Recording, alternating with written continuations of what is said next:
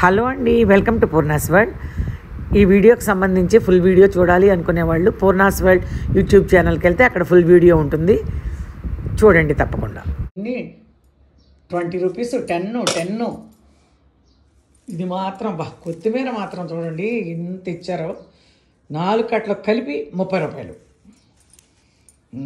ఇవేమో ఈ మెంతికూర 4 కట్టలు 20 రూపాయలు. పొడిమిరపకాయలు, టమాటాలు ఎడ దగ్గరలో ఎవరికైనా అంతేలే, రైతు బజార్కి వెళ్తే మనకు అన్ని సగం రేట్లకు వచ్చేస్తాయి అన్నీ.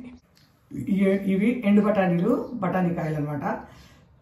40 రూపీస్కి ఇచ్చారు. అసలు ముదిరిపోయి చాలా బాగున్నాయి. ఈ మొన్న 3 కిలోలు వచ్చి పెట్టాను, ఇప్పుడు ఇంకో 2 కిలోలు తెచ్చాను అనమాట. ఈ ఉసిరికాయ పొడిమిరపకాయ పచ్చడి, పొడిమిరపకాయ టమాటా పచ్చడి, ఇలా రకరకాలుగా ఏమేమి చేస్తానో నేను చూపిస్తాను. ఇవైతే అన్నీ ఎండబెట్టేసి ఇవన్నీ ఒలిసేసి ఆకులు శుభ్రంగా కడిగేసి ఎండబెట్టేసుకుంటే డ్రై మెంతి కూర రెడీ అవుతుంది. మనం కూరల్లో చల్లుకుంటే చాలా బాగుంటుందండి, టేస్ట్ బాగుంటుంది. ఏమో ఈ మెంతాకు, తోటకూర ఈ రెండు కలిపి కనుక మనం కూర పప్పులో వేసుకుంటే చాలా బాగుంటుంది.